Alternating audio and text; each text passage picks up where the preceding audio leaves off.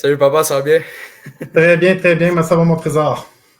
Ça va bien, ça va bien. Ça va bien, ça va Ah bien. ouais. Petite journée tranquille aujourd'hui. Moi aussi, moi aussi. Oui, Et puis, bon. qu'est-ce qui a attiré ton attention cette semaine? Euh, dans le monde, plusieurs affaires. Plusieurs affaires. J'ai pensé à ça. Je pensais à ça, là. Sûr, il y a bien sûr, au début de la semaine, il y a eu un meeting avec tous les dirigeants de l'Union européenne puis Donald Trump. Puis Un gros show de Zelensky, bien sûr. boucan. Ouais, exactement. Ensuite, au cours de la semaine, Israël a continué leur attaque sur la ville de Gaza.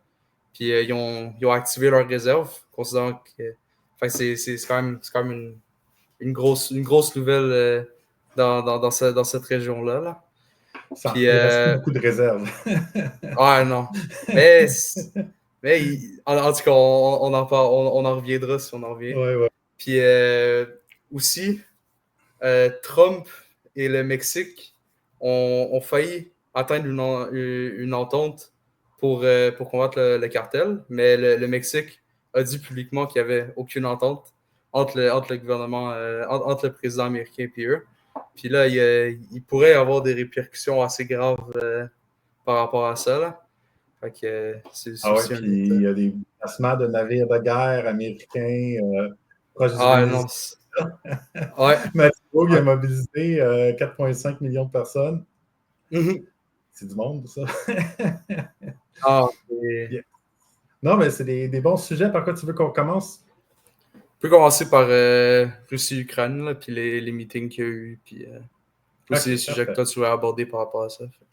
Ouais, mais moi, on avancera dans la discussion. Là. Pour moi, ça a été un gros chute de boucan avec.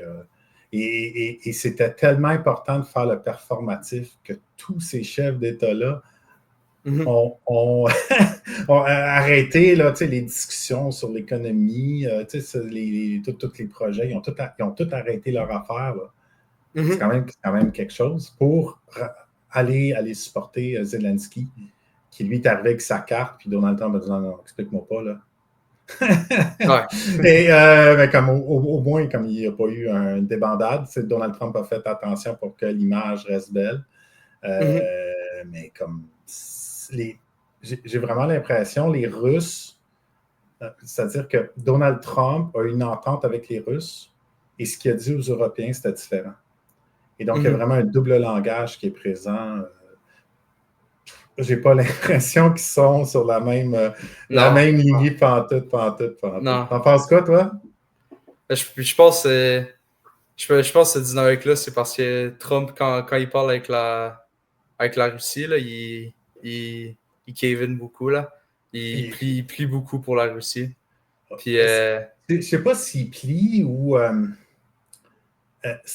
Trump il est capable de dire une chose son contraire en dedans de 2 minutes. Là, fait que mhm.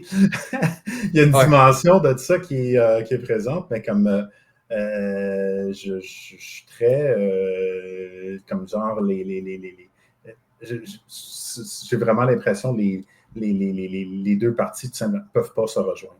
Il le sait. Mhm.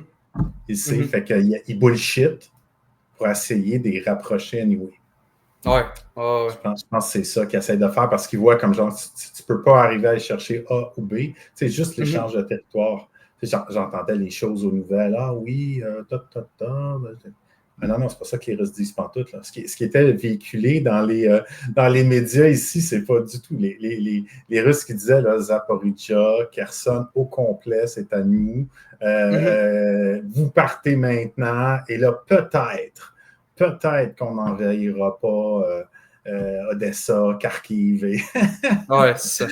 C'est pas du tout. Nous autres, on était, oh mon Dieu, ben là, les Russes ont juste 2, 3 petits territoires à donner. Regardez tout ce qu'il y a, l'Ukraine a donné. Non, non, non, non, c'était pas du tout la même dynamique. Là.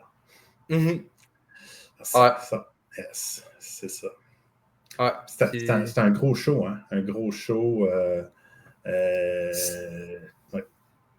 Avec Trump, ben, pas juste avec Trump, là, mais il y a beaucoup d'esthétique là, dans tous ces meetings-là, c'est beaucoup l'esthétique. Fait que là, mettons, genre Zelensky s'était pointé avec son petit costume, Puis genre, Trump, il avait montré la map des territoires que la Russie a actuellement, puis des choses comme ça. C'est beaucoup, Je beaucoup de pense que choses pour les c'est, caméras. je pense que c'est Zelensky qui est arrivé avec la map.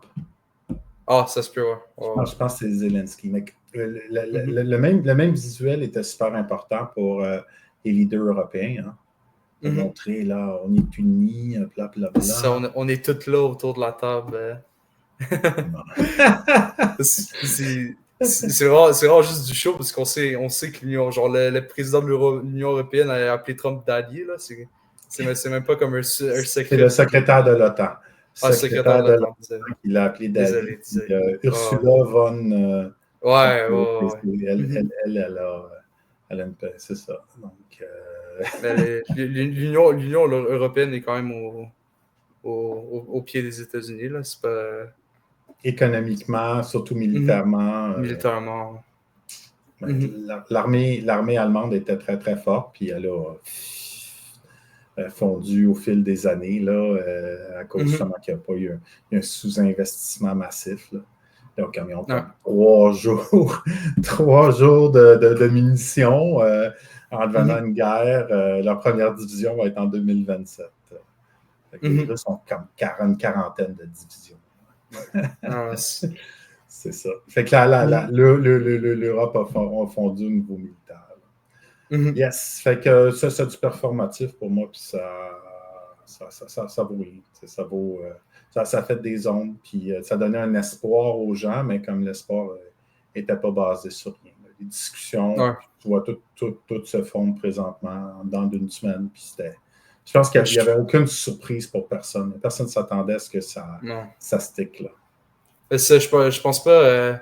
Je pensais qu'il y ait personne qui s'attendait que ça allait actually rendre un processus de paix. Là. Je pense pas que Zelensky non plus pensait que ça allait rendre un processus de paix, surtout genre en sachant que Trump a eu un meeting avec la Russie, puis en sachant que selon moi, c'est presque sûr que ça allait être la demande des Russes, ça allait être quelque chose. La Russie, ça allait être quelque chose que lui, il allait pas vouloir accepter. Là.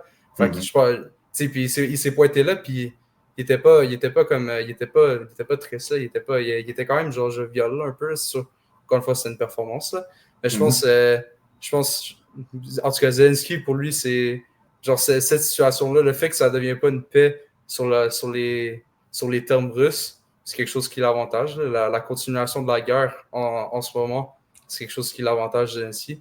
Fait que non, Comme mais, ils ont beaucoup, ah, beaucoup, beaucoup de pertes, là. Et donc, mhm. Mais pour son euh, poste en tant que président, je veux dire, ouais, ouais, politiquement, ouais. ça a l'avantage. Ouais, ouais. C'est ça. Ça l'avantage son narratif. D'accord? Mhm. C'est que c'est maintenir son narratif qui combat pour la démocratie, Mhm. la sécurité de l'Europe et tous ces éléments-là. Puis il y avait tous les leaders européens qui confirmaient son narratif. Donc, Mhm. ça a été très, très bon à un niveau politique pour lui. Là. Mais Ouais. moi, j'ai vraiment l'impression, dans 2 semaines, Trump, il fait ciao, bye, c'est votre problème.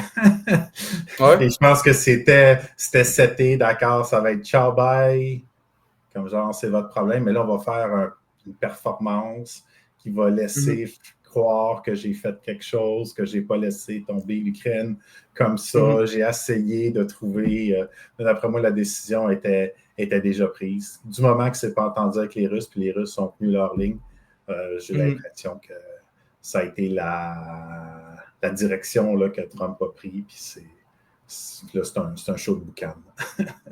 Ouais. Ouais. Yes. L'autre chose que tu voulais parler, c'était Gaza. Right? Oui, en effet. Ouais. Que j'ai déjà mentionné plus tôt, là, mais Israël ont attiré un réserviste. Ouais. Faut pas oublier que l'armée israélienne, c'est une armée de conscription. Là. Fait que Mm-hmm. quand les Israéliens activent leur réservistes, ils activent une bonne partie de leur population, là, comme un Mm-hmm. pourcentage quand même significativement de leur population Ils à être au n'ont pas une combat. grosse population, hein? C'est sûr, ils ont pas une grosse population, mais genre, relativement comme à leur pays, là, à leur taille, autant démographique, etc. Genre, le fait d'activer genre, justement les réserves et tout ça, c'est une grosse mobilisation. Selon moi, il y a comme. On présente un peu dans les médias comme une sorte de contre-mouvement en Israël. Là. Genre des gens, des manifestations à Tel Aviv qui sont qui sont supposément anti-Netanyahou. Mais quand tu regardes ces manifestations-là, c'est vraiment juste genre ramène les otages. Mais comme c'est pas nécessairement genre on devrait arrêter comme de faire la guerre contre le Hamas. C'est ça. Ça touche pas comme les lignes de justification que Netanyahou utilise pour continuer la guerre. C'est juste comme on veut moins avoir de violence, puis on veut que les otages reviennent à Tel Aviv. Fait que, genre, la société israélienne en général comme est assez est assez c'est ça, unie dans cet effort de guerre-là. C'est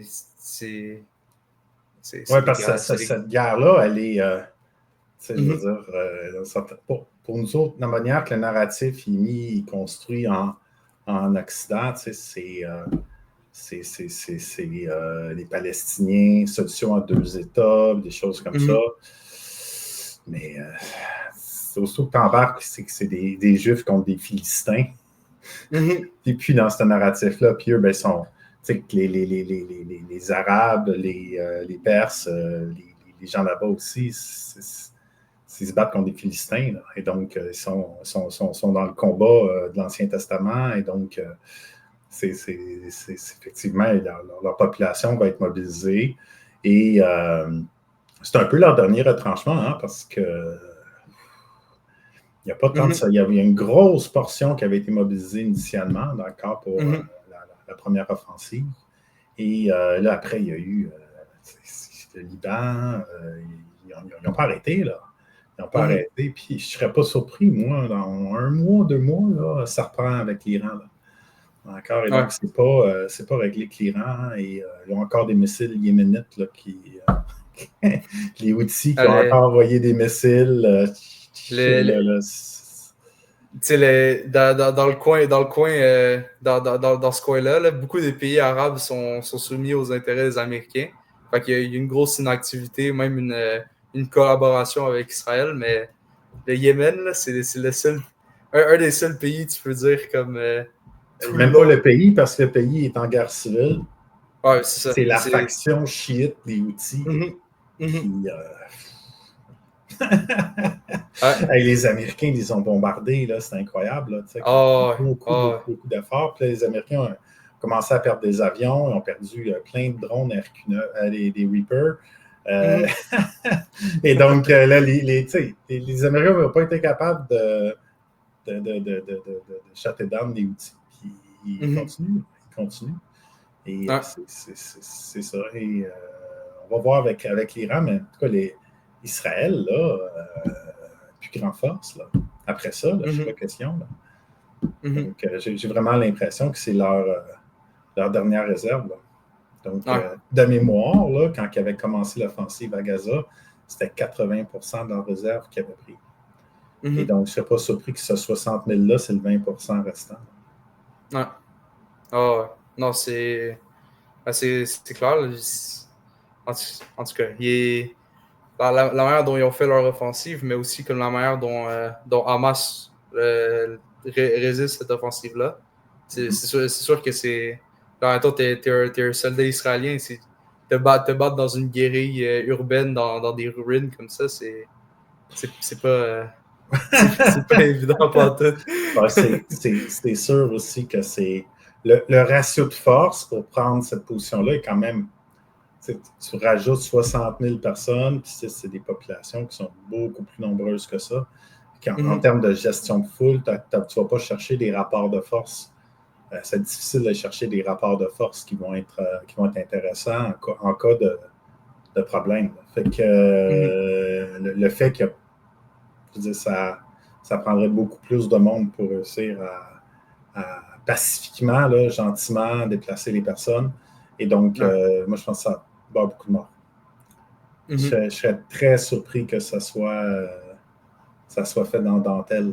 Et comme tu disais, comme il y a comme une cohésion par rapport à cette action-là, même s'il y a des différences sur d'autres choses, sur ces éléments-là, il y a comme une cohésion dans la collectivité israélienne.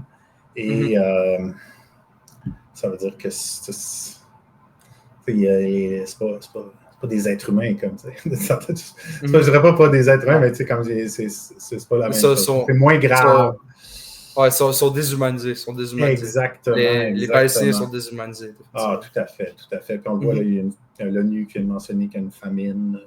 Oh non, il n'y a pas de famine. C'est pas quelque chose qui est ambigu, là. C'est quelque chose qui est apparent à tous. Là.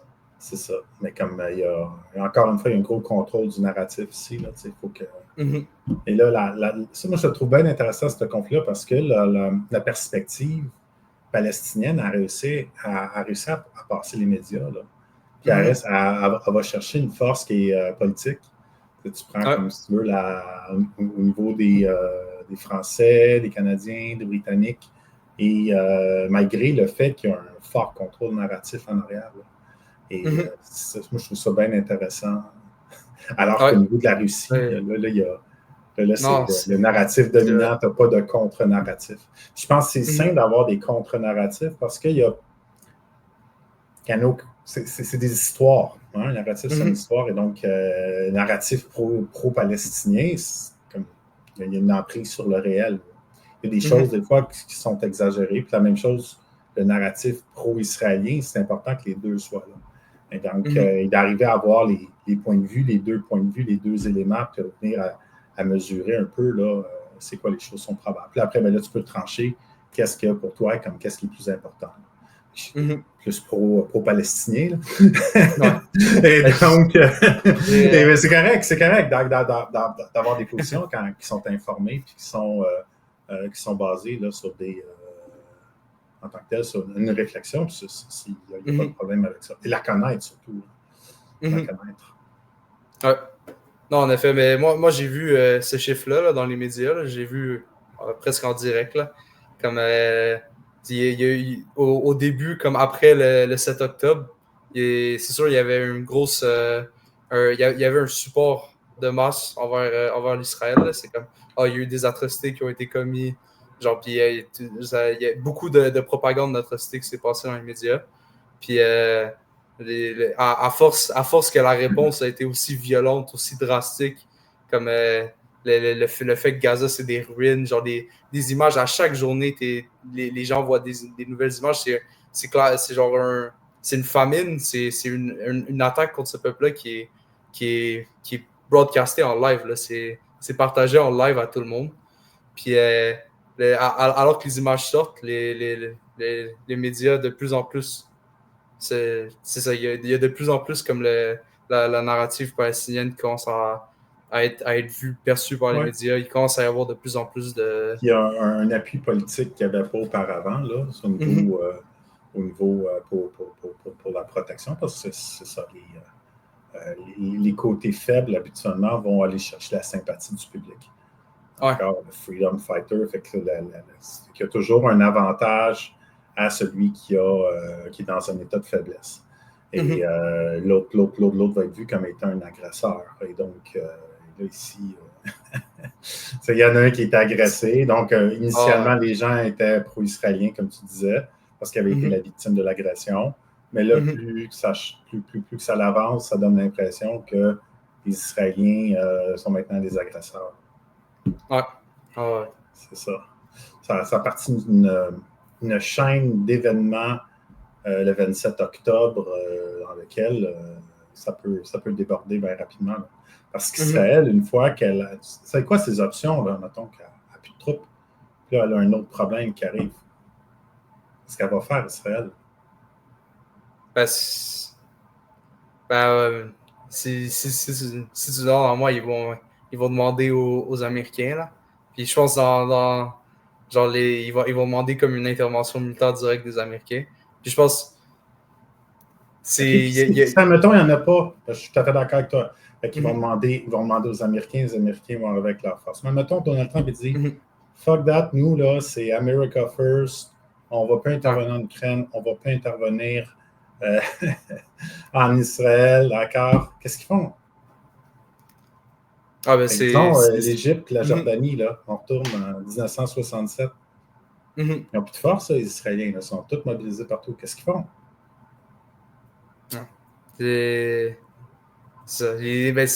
Non, c'est clair qu'ils sont dépendants du support des États-Unis. Fait que si on pas le support des États-Unis, c'est clair. Genre, tout ce qui s'est passé récemment, là, on va dire dans les 2 dernières années, là, si Israël n'est pas supporté par les États-Unis, la majorité de ça se passe pas. Comme quand à chaque fois, c'était genre, oh, on va arrêter de supporter Israël quand ceci arrive. Israël fait ça, admettons l'invasion du Liban. Ah, finalement, non, c'est correct. Genre, tu sais, c'est toujours un support américain, Tout à fait, presque parce que non s'il n'y a pas de conditionnel. support américain, Mhm. qu'est-ce qui arrive? Et s'il y a une attaque contre Israël puis il n'y a pas de support américain, Israël ne peut pas Qu'est-ce qu'il continuer. va faire? De quoi qu'est-ce qu'il va faire? Il va faire quelque chose, Israël. Il va utiliser ses armes nucléaires. Ouais, tu parles. Ouais. Mais ça, ils ont la déterrence, nucléaire, là. Non, c'est pas de la... non, c'est pas de la dissuasion nucléaire, Israël. Mhm. C'est du chantage nucléaire. Pas la même Ouais. chose. D'accord? Et donc, fait que sur ça, comme tu dis, les Américains n'auront pas le choix d'intervenir. Parce que si les Mhm. Américains n'interviennent pas en Israël, puis là, ben, il y a autre chose qui arrive, parce que là, ils sont au dernier niveau, là, Israël. Eh bien là, à ce moment-là, les armes nucléaires vont être utilisées. Mhm. Puis ils ne vont pas être utilisés à peut-être Téhéran va écouter, là, mais comme ça ne sera pas utilisé à Gaza. Là. Ça va être utilisé à Moscou. Mhm. D'accord? Ah, Et non. donc, c'est ça la doctrine nucléaire israélienne qui est très bien pensée. Là. D'accord? Mhm. Donc, la doctrine Samson. Et donc, Ouais. c'est exactement ça qui va arriver. Les Américains vont aider Israël parce qu'ils n'ont pas le choix. Ils n'ont pas le Mhm. choix. Si Mhm. Israël tombe, il y a des bombes nucléaires à New York. Là. Puis ici, c'est parti, Mhm. la balle. Là. Fait qu'Israël ne peut pas tomber. Et donc, Benjamin Netanyahou, s'il décide de rentrer puis d'éliminer tous les Gazaouis, Mhm. les États-Unis vont le baquer. Ils n'ont pas Ouais. le choix. Il baisse. Genre, la seule possibilité, mais c'est plus vraiment une possibilité maintenant, mais ça serait comme une collaboration internationale pour une collaboration internationale, genre chacune des nations qui collaborent même avec Israël pour une dénucléarisation, mais ça arrivera jamais. Donc, c'est Tant plus qu'Israël a des possible. armes nucléaires, ils vont avoir leur Mhm. emprise sur le gouvernement américain. Et en plus de ça, c'est tout le nombre d'argent qu'ils mettent pour les politiciens et je pense que c'est l'UPAC. Ah, ben, si je crois, Exactement. Ça, les packs, ouais. EPAC, exactement. Selon moi, C'est lutter par c'est mandat plus ça que je. anticorruption Ouais. au Québec. Ouais. Oui, oui, tout à fait. Ça, C'est. c'est fait qu'il y a l'élément nucléaire, qui n'est pas le seul Mhm. facteur. Il y a le financement. Il y a aussi la proximité idéologique qui est présente. Ouais. Donc, Ouais. il y a, il y a plein de preneurs de décision qui se sont battus en Irak, qui se sont battus en Afghanistan, dans Mhm. lesquels ils ont perdu des gens contre des islamistes. Et beaucoup, beaucoup, beaucoup d'islamophobie là-dedans. Mhm. Sûr, Ah, ouais. sûr, sûr, sûr. Fait Ah, que Pete Exet, là, okay, il était major, mhm. là, je suis sûr qu'il a perdu comme 4-5 soldats facile. Là. Puis, pour lui, là, Mhm. ces soldats-là, là, c'est pas des. C'est du monde qu'il connaissait direct. Là, qui Ouais. était sous son commandement. Fait que. Et quoi, sa croix de croisée, je ne sais pas trop quoi. Là. Et donc, Ah, il y a tout cet élément-là qui ça ne sera pas explicite, mais c'est. Donc, si on choisit entre des gens qui nous donnent de l'argent, puis si ça ne va pas bien, ça nous amène des bombes nucléaires ou eux autres, les autres. mhm. On va faire comme on a fait avec Haïti. On Ouais. regarde à côté encore et je pense que ça va être laid, là. En tout cas, Mhm. je peux me tromper, là, mais comme je pense que ça va être très laid en Israël. Là. On va faire à Mhm. Gaza, là. En Non. Israël, après, là. Ah, ouais. C'est ça. Mais je pense aussi comme quelque chose qui peut enseigner, c'est que Gaza, tu sais, en ce moment, il y a quelque chose qui est condamné comme universellement, c'est les settlements, les gens qui sont settled dans la banque de l'Ouest, à Ramallah, puis les villes comme ça. Mais avant Gaza aussi. c'était un endroit où il y avait des colons juifs là, qui étaient straight up dans des maisons palestiniennes. Ça a arrêté comme au début des années 2000. Ça arrivait en même temps, un peu en même temps que Gaza a gagné sa propre, une sorte légère comme de détermination politique, là, où est-ce que Hamas est rentré au pouvoir et l'État gazaoui a commencé à se former. Et là avec l'occupation de Gaza, c'est un retour à qu'est-ce qu'il y avait avant c'est comme tout un retour en arrière. Là. C'est pas nécessairement une situation qui est nouvelle. Là. C'est pire. C'est juste, c'est pire. Alors, c'est tout est détruit, là.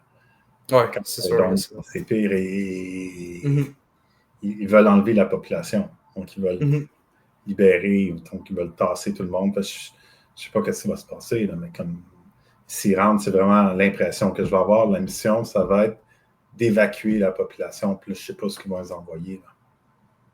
Là. Non.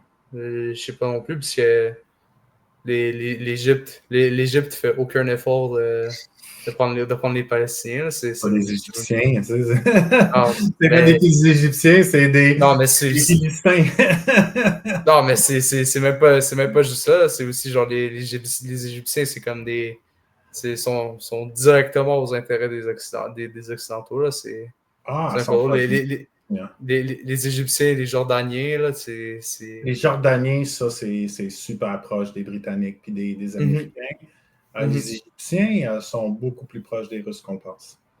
D'accord? Et donc, sont pas... je ne mettrais pas les Égyptiens comme les Jordaniens. Et les Jordaniens, il faut faire attention aussi. Donc, c'est la royauté jordanienne, hein, parce que la population jordanienne... Ben, ça, c'est tout autour, ça. Tout autour, la population supporte la Palestine, mais l'État en tant que tel, pas nécessairement. Ouais. Ce que je comprends de l'Égypte, c'est moins le cas. C'est moins le cas. D'accord? Beaucoup de démonstrations ont été faites en Égypte. Il y a beaucoup de personnes aussi.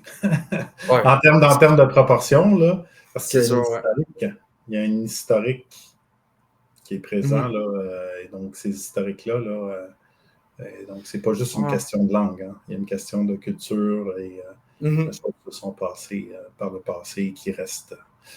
Je pense qu'il y a une dynamique qui est prévalente là-dedans. C'est depuis 1948, c'est la dynamique de la colonisation. Là. Comme straight up, Israël s'est juste établi sur une terre qui était déjà occupée. Puis pour s'établir, on utilise la violence. Il y a comme une mobilisation des pays tout autour contre Israël. Là. Soyons clairs sur une chose, l'Empire ottoman gérait mieux. L'Empire ottoman avec tous ces éléments négatifs. Ça c'est clair. Tu sais, genre, les gens se disent comme ces deux peuples-là sont toujours en guerre, mais sous les Ottomans, là, les Juifs, les chrétiens, les musulmans de la région, tout le monde vivait ensemble. Puis, il y avait genre, il y a toujours comme une loi qui est ramenée, là, comme une des lois du charia. Une des lois du charia, c'est genre une taxe envers les non-fidèles, là, whatever. Mais tu peux dire ça, mais il y avait pas, c'était pas une situation violente ou dangereuse dans la région, pas du tout. Là. Pas en tout. C'est ça. Avec les Ottomans, quand ils ont perdu le terrain, et là, c'était. Pour ça, je dis à qui était vraiment le terrain. Avant, c'était les Ottomans. Fait qu'une fois que les Britanniques ont pris le terrain, ben là, après, c'est les Britanniques qui ont été des gestionnaires. Et des terres qui appartenaient à des Juifs et des terres qui appartenaient à des Philistins. Et, c'est ça. C'était tout croche. Ouais. Mais comme ce conflit-là, pour moi, ça s'en va pas dans une bonne direction. Encore. Et moi, c'est l'impact aussi que ça a ici. D'accord? C'est quelque chose qui a quand même une forte résonance, là, malgré le fait que c'est à l'autre bout du monde. Là. Je trouve ça surprenant, mais comme je disais tantôt, c'est une bonne chose, parce que ça permet d'avoir des nuances dans les conflits, qu'à part quand on a juste un narratif. Là. Oui, en effet. Yes. Moi, la chose qui m'a je trouvais très décevante, c'est le fait que le chef, le directeur de la DIA, donc moi je suis un ancien officier de renseignement militaire, et dans le DIA, c'est l'analyse, c'est le renseignement militaire de l'armée américaine. Et il y a une forte tendance à politiser le renseignement. Et une grosse conflit entre l'épistémologie et la politique présentement. Et une des raisons que ça ferait tout à fait sens, c'est quand les Américains ont bombardé l'Iran et là, il y aurait largué des bombes incroyables dans les banlieues, et là, qui auraient détruit la capacité de faire des armes nucléaires aux Iraniens. Le processus militaire pour évaluer ça, on appelle ça un BDA, Battle Damage Assessment. D'accord? Donc, tu prends des photos avant des installations. Après, tu prends des photos aériennes après, d'accord? Et tu compares. Puis là, il y a plein de techniques. Où est-ce que la boucane elle a sorti, la poussière, l'explosion, c'est quoi la distance? Et là, il y a plein d'éléments. Là, c'est des physiciens qui sont en arrière de ça et qui analysent ces photos-là. Hey, ça se fait pas en 5 minutes. Là. Donald Trump, là, c'était on the spot. Là, c'est la meilleure chose après le pain. Les meilleurs pilotes. La meilleure attaque jamais faite.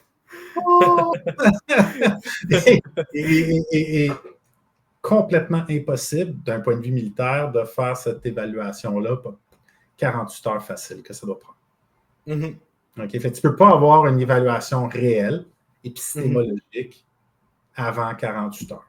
Le temps que les satellites ne sont pas tout le temps en train de regarder leur cible, là, ça bouge. Non, c'est okay? Il y a à peu près une vingtaine de satellites qui permettent de prendre des photos. Okay? Fait que là, il faut que tu en diriges un.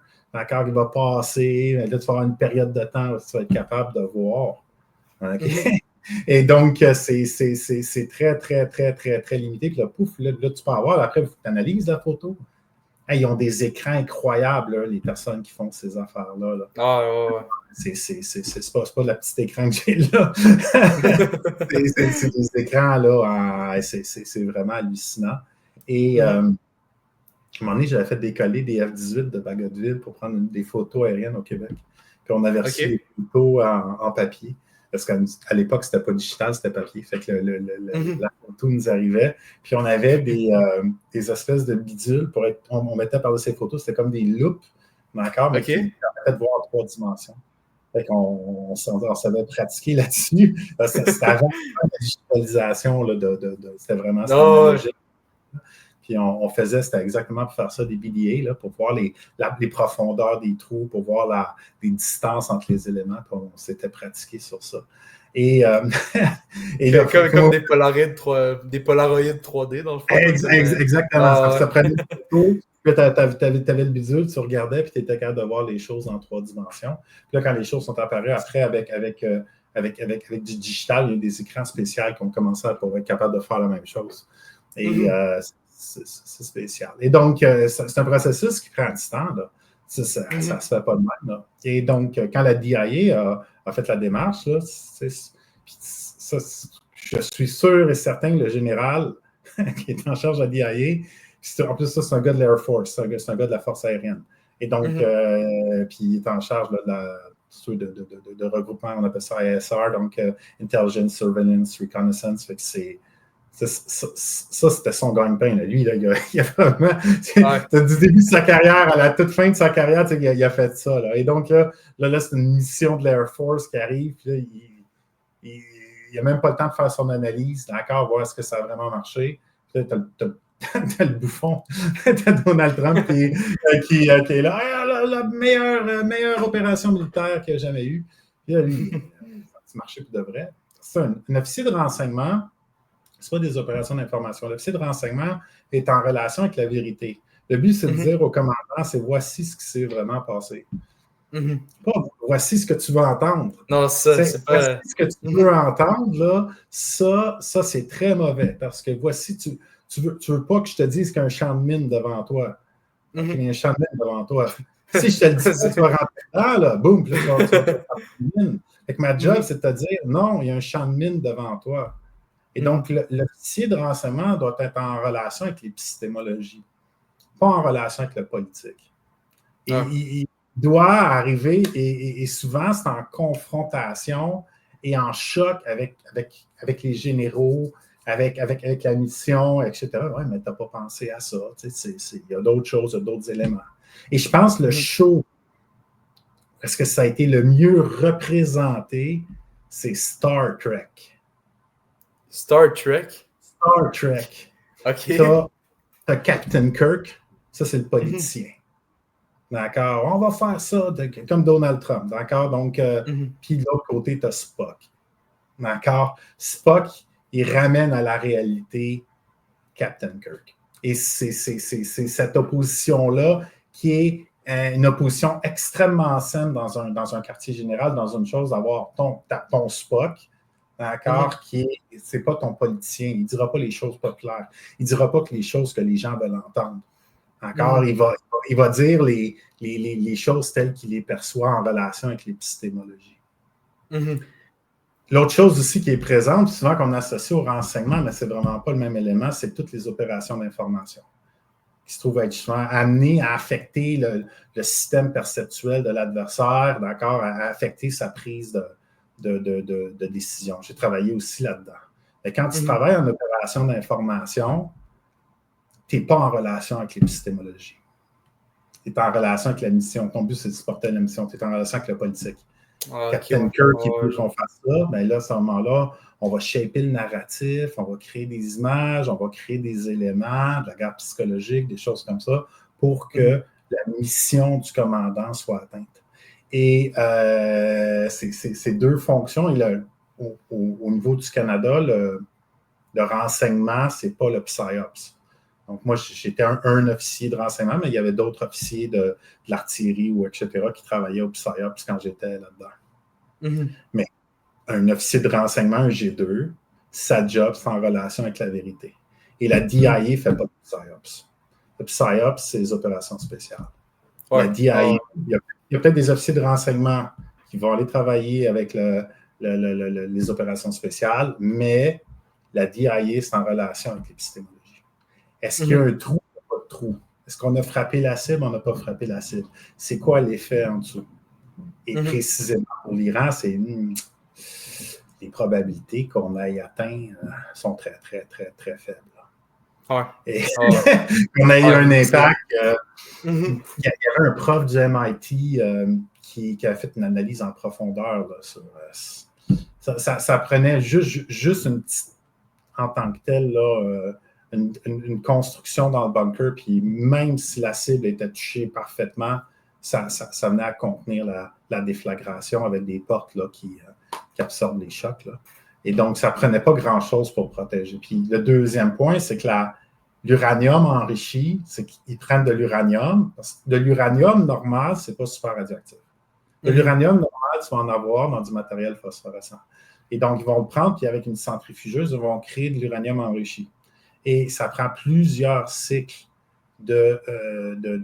pour atteindre, comme ici, un taux d'enrichissement de 60%. Encore, là, ça prend énormément de cycles, mais c'est pas gros. Et donc, le matériel comme tel, regarde, ça rentre dans ma voiture. Il aurait pu dans n'importe quel, il aurait pu prendre des ânes.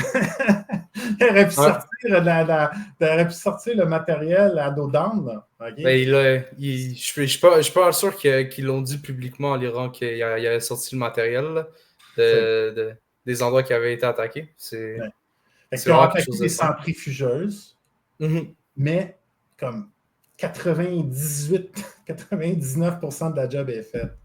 Parce que il reste de passer de 60% à 90% d'enrichissement. Et même si le chiffre est très gros, en fait, le gros effort, c'est au début, quand tu as 0,01% d'enrichissement, puis là, tu veux l'amener à 0,5% d'enrichissement, là, ça, c'est beaucoup, beaucoup, beaucoup de centrifugeuses. Mais quand on arrive au niveau du 60% à 90%, ça se fait très rapidement. Et quand même, il faut le dire, là, il n'y a aucune raison autre que pour faire une bombe nucléaire. Pour laquelle. D'accord? Et donc, il n'y a aucune utilité autre qu'une bombe nucléaire. D'accord? Et donc, pour moi, le fait que les Iraniens aient enrichi jusqu'à 60%, c'est une indication forte qu'ils veulent avoir une bombe nucléaire. Et sinon, se tenir dans un threshold où est-ce que on peut la développer. Et pour moi, c'est pas quelque chose de positif pour personne.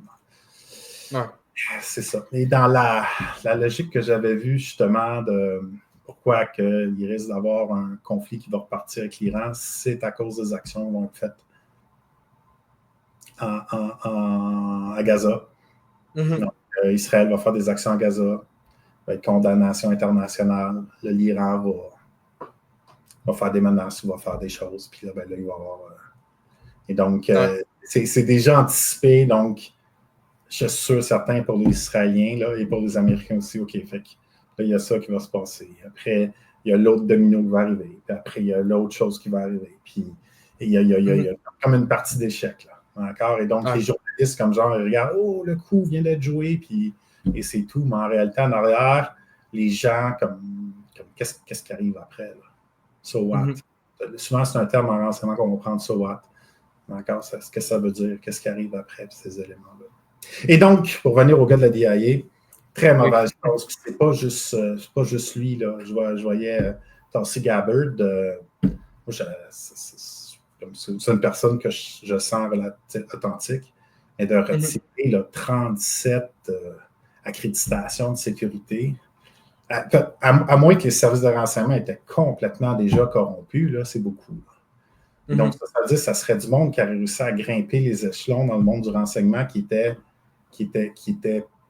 déjà très politisé, ou sinon, c'est elle qui politise.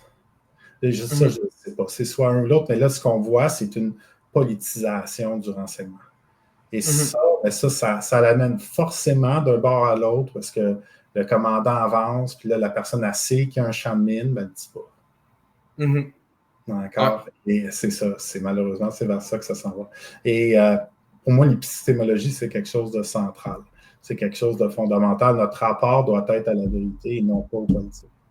Il faut vraiment faire attention, et surtout pas croire que l'adversaire ne dit pas la vérité, ou de croire que de notre côté, c'est dit la vérité.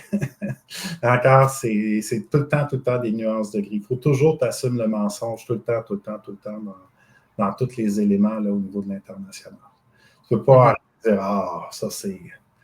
Une petite anecdote, il était à Kandahar et les talibans faisaient le décompte du nombre de tanks qu'ils avaient détruits. Encore, fait qu'on a détruit 2 tanks, on a détruit 3 tanks aujourd'hui, whatever. Puis là, les gens en renseignement, ils ont détruit des tanks, sont-tu cons? Et donc, ils n'ont pas détruit de tank, ben voyons donc, il n'y a aucun tank. On a perdu un tank, on a perdu un Léopard 2 par les talibans. Mais à un moment donné, j'ai posé la question là, à l'analyste, j'ai dit, pour nous, ça fait partie. Pour nous, un tank, c'est un char avec un canon, avec des chenilles, mais comme si on inclut tous les véhicules blindés, les Hummer, puis les choses comme ça, ça ressemble à quoi? Que la face a changé. Tout le monde a comme, oh, fuck. Il t'approche en tabarnouche, là. il était super proche, là. OK, fait que là, tu peux rire d'eux parce qu'ils n'ont pas le bon mot que toi, tu utilises. D'accord? Mais quand tu viens à comprendre le sens de qu'est-ce qui... Les talibans n'étaient pas si menteurs que ça, là. En fait, les Occidentaux étaient beaucoup plus menteurs à Opération Medusa, là. Tabarnouche. Je ne nommerai pas le nom du major, là, mais comme... mais comme... il y avait des actions qui étaient faites et tous les rapports qu'ils recevaient qu'il y avait un contact, mais encore contact avec un taliban, ben lui, il disait, OK, on va assumer que Le soldat a pris son arme et a tué. Fait que le simple que ton contact, là, il y a une motocyclette qui passe, je ne sais pas moi, 500 mètres, OK? Fait que là, on assumait comme genre le contact que c'est un mort. Fait que là, mettons, il y avait 6 sections qui voyaient la même motocyclette. Tu avais 6 C'était morts. 6 morts. Ouais. Et là, tu te ramasses avec Ouais. des chiffres, là, c'était comme, hey, on a massacré les talibans avec des milliers de morts, mais dans la réalité, c'était pas ça pantoute, là. C'était pas ça pantoute. Il y avait une. Puis ça, c'était une opération d'information, support la mission. Encore pour montrer que oui, on est capable, on est bon, on a fait boum, boum, boum. Beaucoup, beaucoup, beaucoup. Fait qu'il faut que toujours tu prennes des informations qui sont données, encore comme étant avec des pincettes. Puis il y a une information, moi, que j'ai trouvée hallucinante. Elle n'est vraiment pas rentrée sur les réseaux d'information occidentale parce que tout de suite, ça a été catalogué comme de la désinformation russe. Peut-être que c'est vrai. Donc, les Russes ont mis de l'avant une liste avec 1,7 million de personnes, soit mortes, disparues, trop blessées, amputées, et ne peuvent plus être avec genre leur nom, adresse, numéro de téléphone pour 1,7 million. Et là, les personnes qui parlent de ça, sur la désinformation, c'est pas possible. En janvier cette année, il y a eu une entrevue de Zelensky au podcast de Lex Fridman. Lex Fridman, il est ukrainien russe, donc il parle. Ouais. Et moi, j'avais regardé cette entrevue-là avec beaucoup d'intérêt et à ma grande surprise, le président Zelensky avait mentionné le nombre de troupes de l'armée russe à ce moment-là, autour de 800 000. 800, 180 000, je ne m'en rappelle plus vraiment, là, mais c'était autour de ça. Et là, moi, mes yeux, là, ping! Ping! C'était allumé à ce moment-là parce que faire la comptabilité du nombre de morts ou la comptabilité de ton compte personnel, c'est très similaire. Tu as un montant d'argent, right? Tu as des revenus, tu as des dépenses, ça, c'est le nombre d'argent que tu as dans ton compte de banque présentement. Début du mois, tes revenus, tes dépenses. C'est la même chose pour compter pour les pertes. Fait que si tu as le nombre exact de soldats en partant, puis tu as le nombre de soldats en janvier 2025, là, à ce moment-là, tu as une idée des autres chiffres qui sont dans le milieu. D'accord? Et donc, fait qu'on, grosso modo, en partant, en 2022, début de la guerre, il y a environ 1 million de soldats ukrainiens qui étaient sur le champ. Et là, le président qui dit qu'il y en a 800 000. OK. Désolé, juste...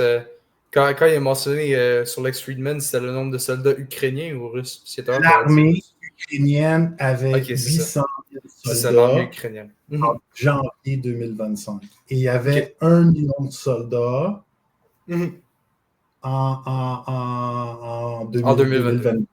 Encore. Et donc, tout il y a un déficit d'à peu près 200 000 personnes. Mais là, il y a c'est un revenu, hein? Donc, au niveau, ça on a des mobilisations, conscription, encore. Et donc, là c'est le montant de la conscription, là. D'accord? Et pour moi, les chiffres qui m'apparaissaient le plus crédibles, c'est entre 800 000 et 1 million de personnes.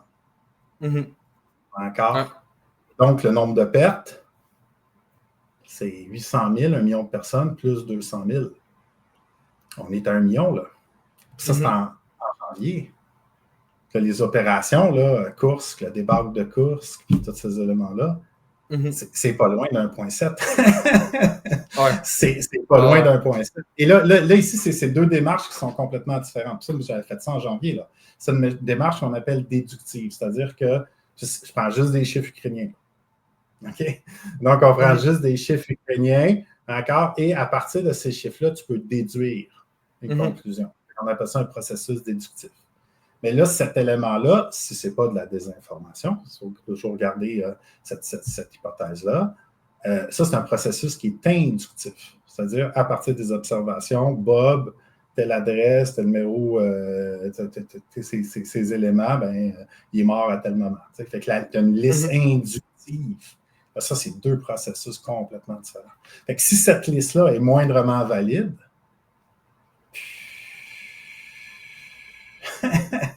et pour moi, comme genre le taux de perte, d'accord, si tu m'avais demandé, là, c'est quoi mon estimé du taux de perte, j'étais à peu près à 1,4. D'accord, et donc pour moi, c'était 1,4 million. Et donc, c'est pour ça que moi, le 1,7, ouais. Ça ne veut pas dire que les Russes n'ont pas eu des pertes.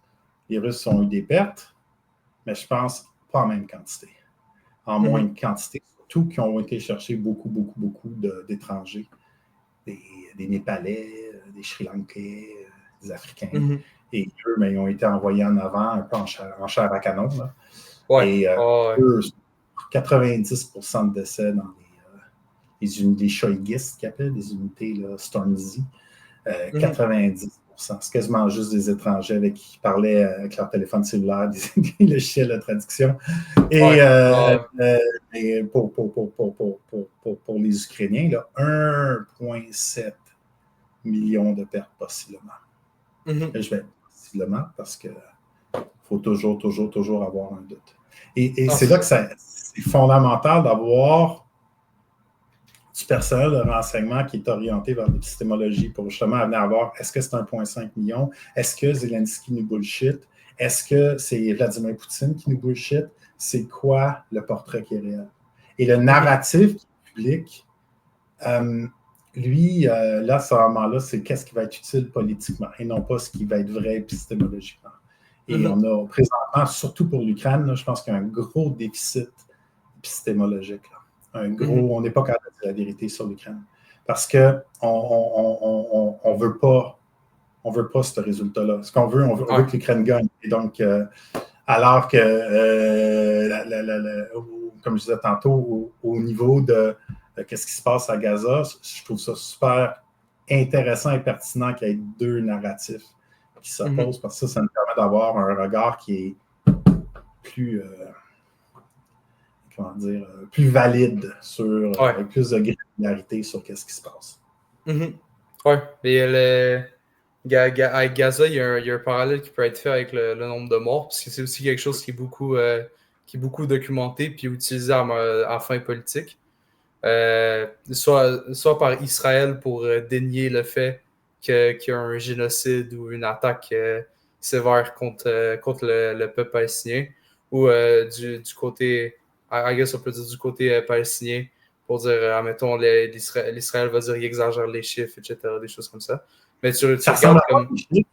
Parce que moi, je passe beaucoup de temps sur le conflit ukrainien, d'accord? Donc, le conflit, comme je le maîtrise moins. Ça ressemble à quoi les chiffres qui sont mentionnés dans les pertes? Ça, j'ai pas les chiffres devant moi en mémoire, mais selon ma recollection, là, c'est environ dans les milieux des 80 000 morts qui sont reconnus comme officiellement par les organisations tiers, là, fait que UNESCO, les choses comme ça.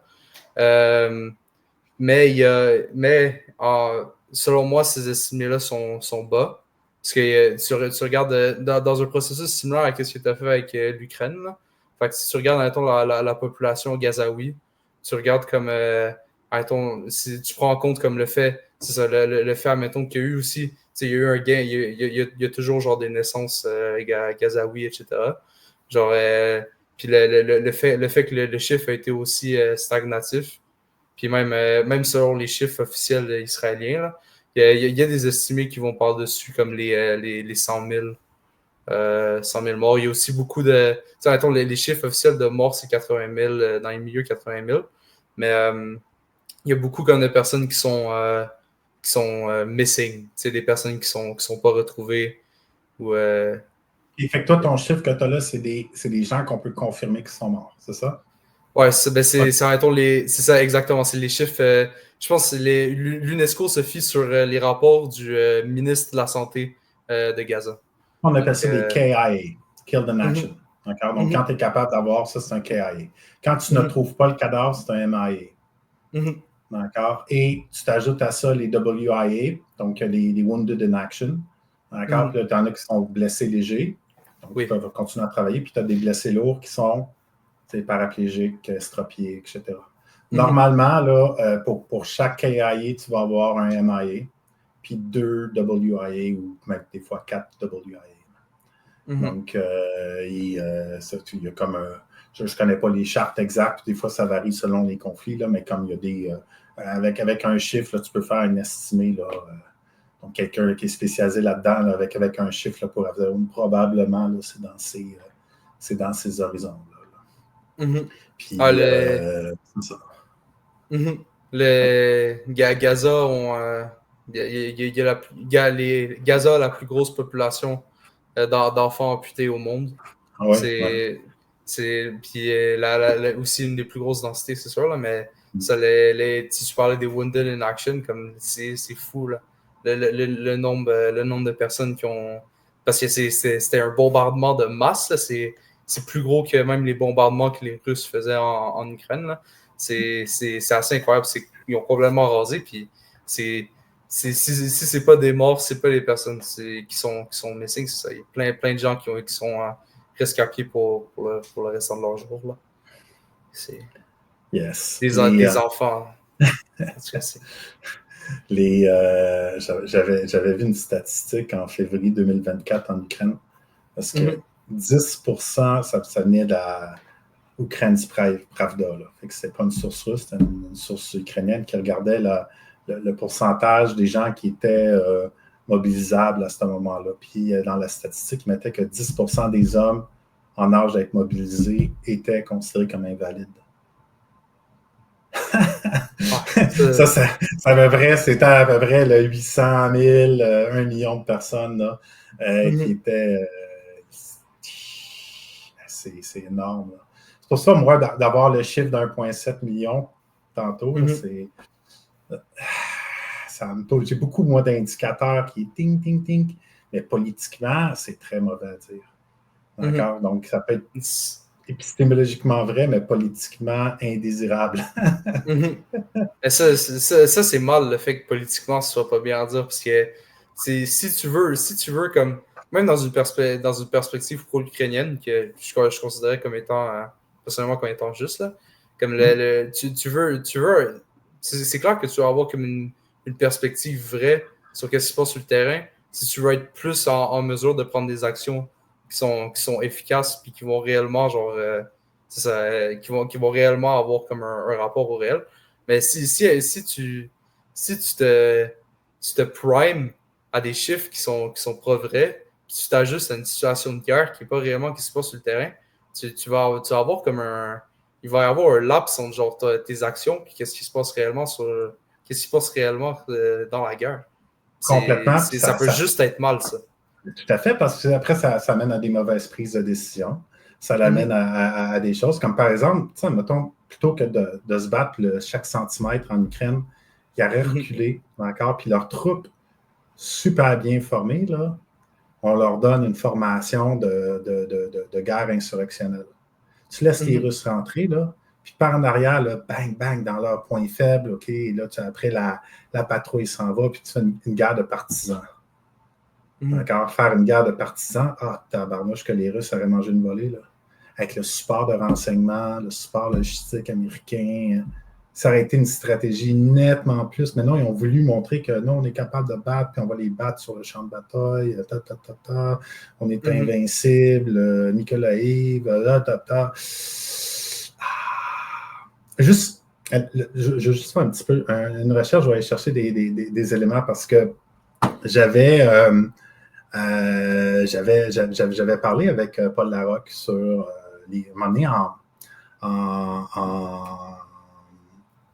en février, non, en avril 2023, il y avait un document qui avait sorti dans une affaire de Minecraft.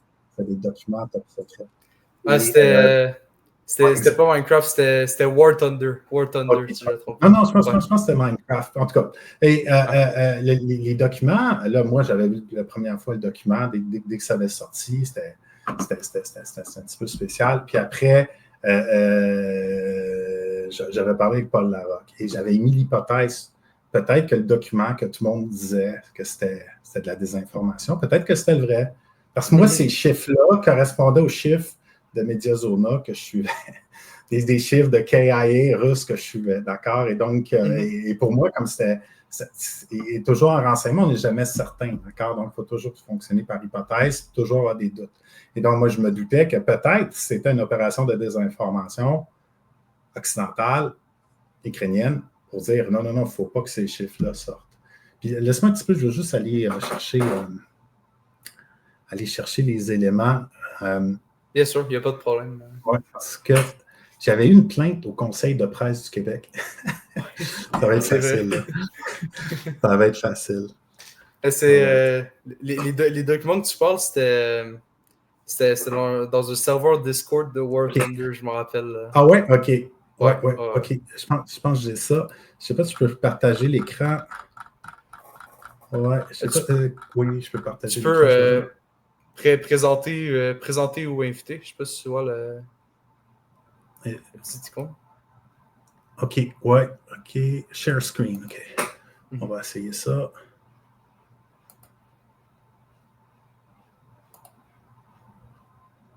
Ah, c'est comme dans mes cours, c'est parfait. OK. Est-ce que ça l'apparaît? Oui, voilà. Ah, c'est bon. OK. Donc, conseil de presse, d'accord? Donc, conseil de presse, qc.ca, le plaignant, mise en cause, résumé de la plainte, d'accord? Paul Larec, le super Simon Leduc, le bilan. Et donc, une très bonne recherche là, qui est faite par le conseil de presse, d'accord? Et là, il y avait, attends, je me semble de mémoire, il y avait une photo un peu plus bas. Ah, ici. Excellent.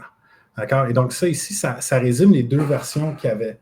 D'accord? Tout le reste du document était complètement intégral, c'est exactement la même chose. La seule chose qui variait, c'était là. D'accord? Et là, moi ça me devenait très intéressant. D'un côté, tu as comme celui qui était jugé comme étant faux, d'accord, à droite, et celui qui était jugé comme étant vrai à gauche.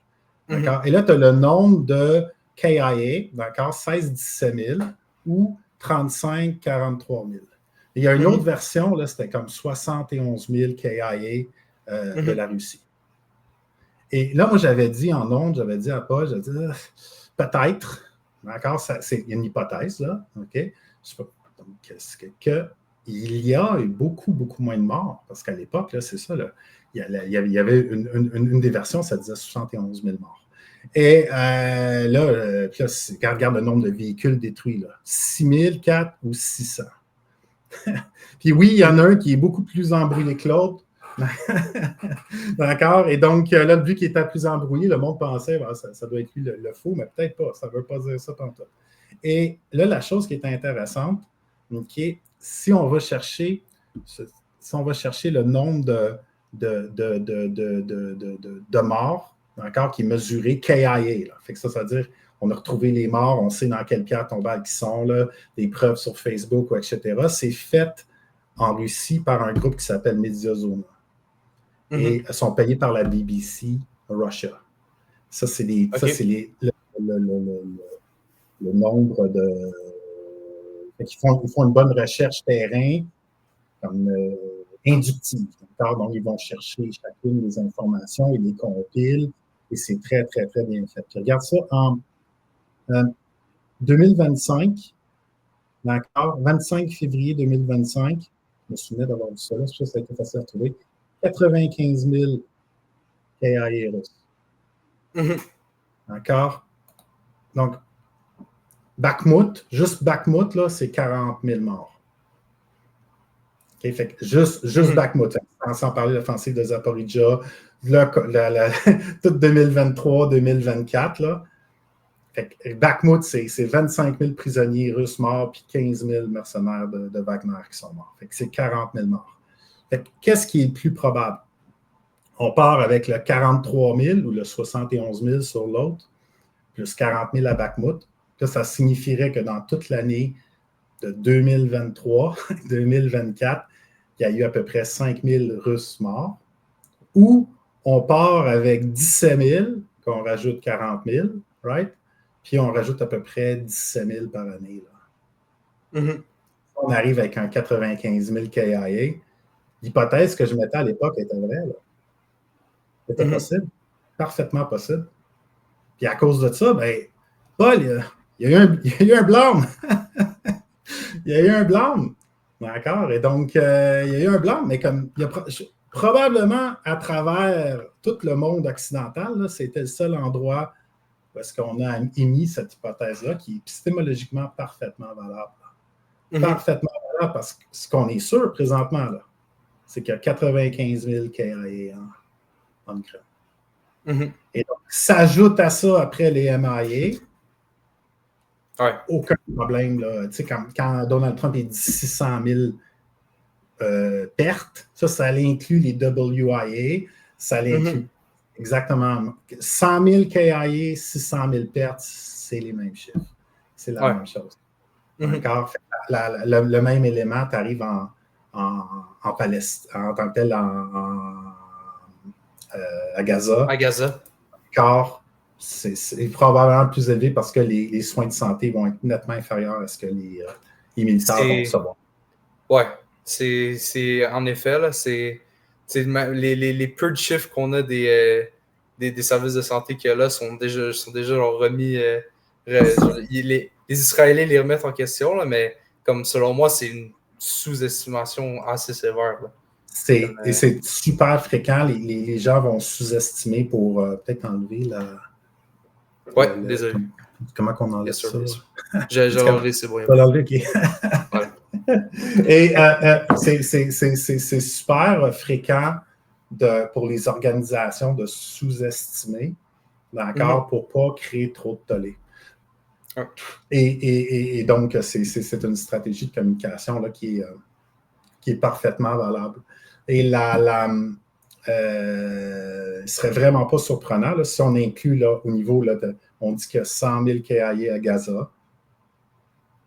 Tu rajoutes là-dessus les MIA. Puis là, il doit en avoir en tabarnouche. C'est plein de ruines. Là. Fait que là, en dessous des ruines, qu'est-ce qu'il y a là? On ne le saura pas. Là. Okay? Et donc, des MIA, là, il doit en avoir plus encore qu'en Ukraine. Parce qu'en Ukraine, ils prennent le terrain, ils prennent la tranchée, ils ramassent les cartes. Il y a comme une gestion de cadavres qui se fait. Là, il n'y a pas de gestion de cadavres. Fait que le taux de MIA est probablement beaucoup plus élevé. Le taux de WIA aussi va être beaucoup plus élevé parce que les soins de santé sont nettement moins. Fait que ce ne serait pas surprenant. On arrive à la fin de tout ça, puis il y a 1 million de personnes là, en perte. Là. Ouais. De Gazaoui. Ouais. C'est pas quelque chose, moi, qui m'étonnerait du tout. Est-ce que hey, là, il va y avoir des gens là, pro-ukrainiens, ils vont flaguer notre échange. Il y a des gens pro-israéliens, ils vont flaguer notre échange. Double strike, là, c'est sûr et certain, mais on émet des hypothèses. Encore une hypothèse, d'accord, ça ne signifie pas que c'est faux. Et en renseignement, tu fonctionnes toujours par hypothèse. Hein. Tu fonctionnes avec des... et ça, c'est pas que tu marches par probabilité, là. D'accord? Et donc, il y a une possibilité, une probabilité. Il n'y a pas de certitude. C'est la méthode scientifique. Il est procédé par hypothèse. C'est une méthode qui est... Tu ne peux pas vraiment faire une science en renseignement, mais tu peux avoir une rigueur. D'accord? Et donc, c'est une méthode qui est rigoureuse et on veut limiter... C'est une méthode qui a une visée qui est épistémologique. Pas des visées politiques, de dire « Ah, on gagne sur les Russes » ou donc, les Palestiniens vont super bien. Là. Ils vont être des très bons employés à Punta Gaza. Là. D'accord? Et donc, ça, c'est des visées politiques. Et donc, la politique, elle est très différente de l'épistémologie. Normalement, ça devrait être le rôle des journalistes de protéger la population et d'être un contre-pouvoir aux politiques. Mais c'est plus nos infrastructures, en fait, nos structures épistémologiques sont pas aussi solides qu'ils l'étaient dans les années 70. Donc, il y a eu malheureusement, là, et donc le rapport avec la vérité est souvent tronqué au bénéfice de la recherche d'un consensus politique et donc d'une mobilisation collective dans un objectif commun. Mais ça, c'est pas bon pour moi. comme on parlait tantôt, là, ça l'amène à des mauvaises décisions, ça l'amène avec... c'est un consensus de dire que la Terre est plate. Hein. Mhm. À un moment donné, le monde avait ce consensus-là, mais c'est pas vrai.